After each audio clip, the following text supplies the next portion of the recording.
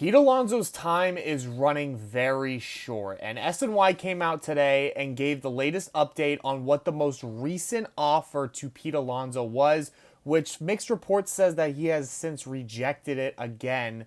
Plus, with this all going on still, the Mets might still be looking to add more bullpen help.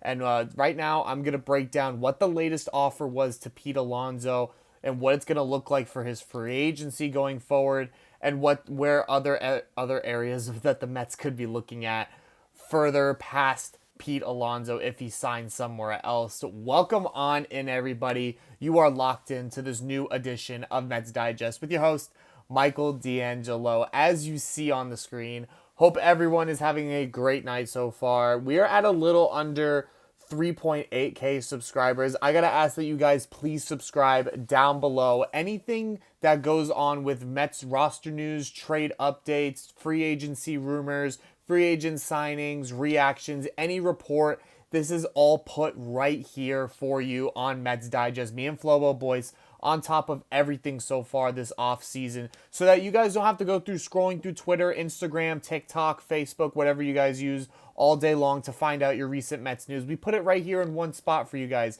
Make sure you guys subscribe down below, because at 4K subscribers, I'm going to do my next big giveaway. I know most of you guys skipped through all this part, but if you're listening to this right now, 4K subscribers, I'm doing my next giveaway for y'all. So that's that. So hit subscribe, tell your friends, tell your family. Let's get started. So recently, SNY today came out with Andy Martino, of course, who is their go-to insider for all things Mets, on the latest Pete Alonso offer. And what he said today was that the final Mets offer that Alonso turned down, it's going to be tough for him to beat with the Blue Jays. Now, we know the Blue Jays have been in on free agency talks with Pete Alonso, and we don't really have any idea what types of offers they've thrown at him.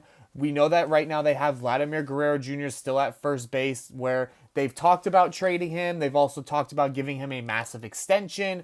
We have no idea yet. We hear all of this, and then they go out and sign Anthony Santander to around a dollar figure that you would give Pete Alonso. But getting back to the quote, that was going to be $7 million that we talked about for 3 years with additional deferred money. That could have been a real win probably, and what the ultimate dollar figure would have looked like for Alonso. Given what the Blue Jays gave Anthony Santander, it was in the 60s after the deferred money. They're probably not going to get as good an offer from Toronto as they've already gotten from the Mets, and then have they since turned down. So like I said, Anthony Santander getting around $60 million a year right now, with around $30 million getting deferred. So that's around a $90 million contract. It is then reported now that the Mets have offered somewhere close to that, around $70 million for 3 years, which, if you can't do the math real quick, that's around a little over $23 million per year. And with more deferred money on top of that, my guess is probably around $23 million, maybe $20 million deferred. So that would make it also another $90 million contract. So that's where the dollar figures kind of match up the same.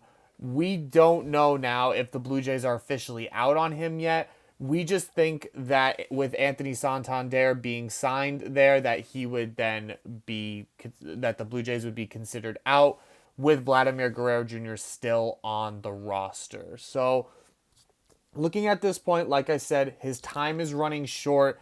Another Scott Boras victim of just, of terrible free agency campaign.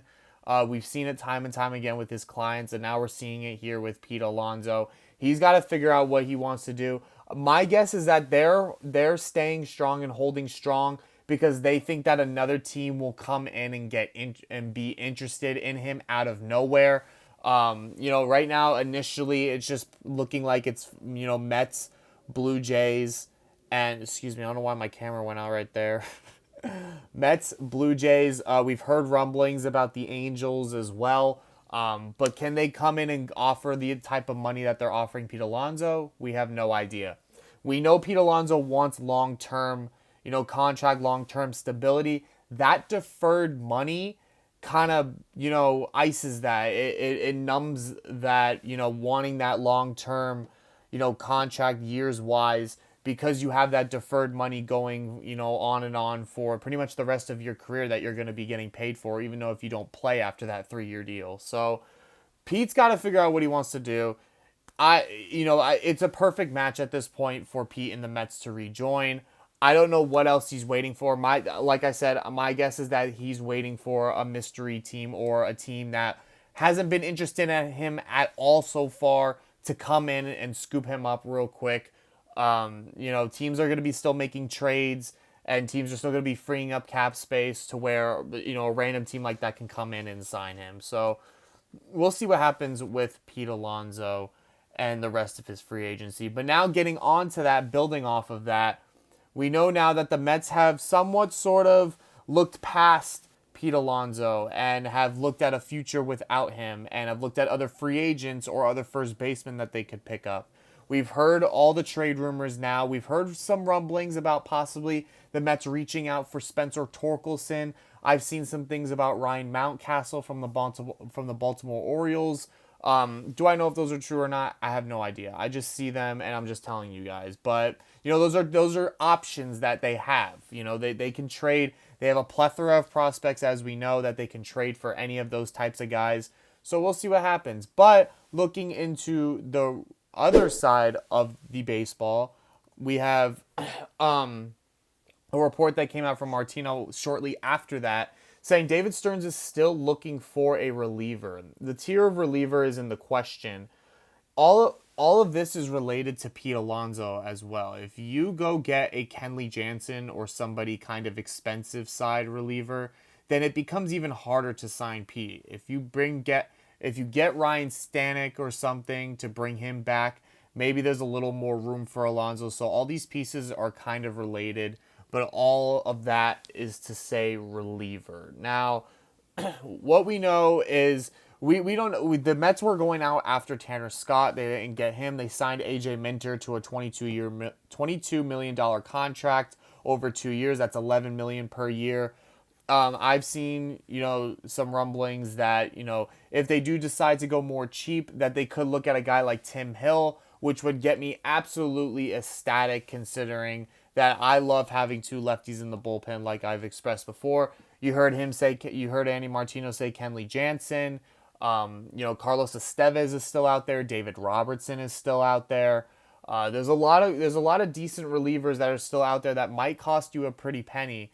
But if you were to bring back a guy like Ryan Stanek or bring in a guy like Tim Hill, guys that aren't really going to cost you that much money, that still leaves the door open for Alonso. Now, if you were to get another really good reliever like Estevez or Jansen, that kind of, closes the door on him.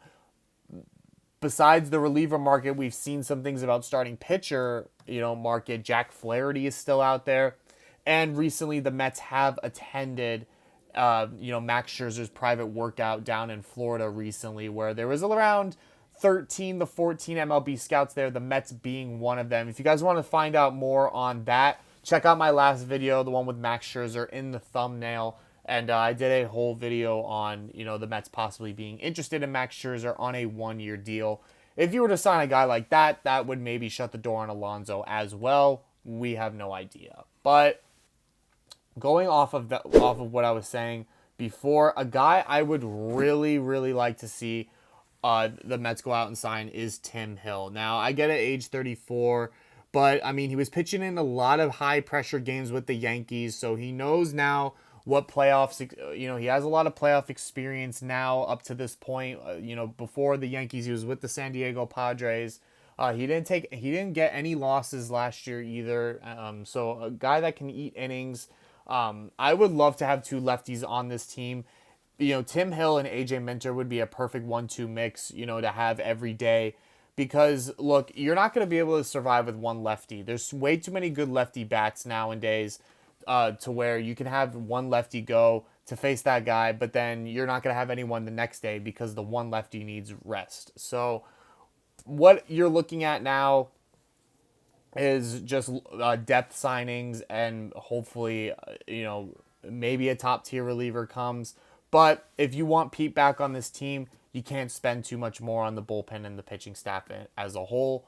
That is all I have for you guys here on Mets Digest. Make sure, like I said, subscribe down below, give the video a like, and let me know in the comments what you think about all of this. I agree, from my last video, I agree with your guys' comments. It has gone on way too long, and it is looking like this could go on into spring training. It is a possibility that Pete Alonso could remain unsigned going into spring training. I would hate to see that because I want to see him get off on the right foot this season. He needs a full spring training in order to have that bounce back season, even though it wasn't really a down year, even though it's considered was for him. We'll see what happens now with Pete Alonso. Time is ticking, and Boris has to do something for this man because it has just been just horrid for him in this offseason. So that is all I have for you guys here, and I will see you guys in the next video. Have a good day, everybody.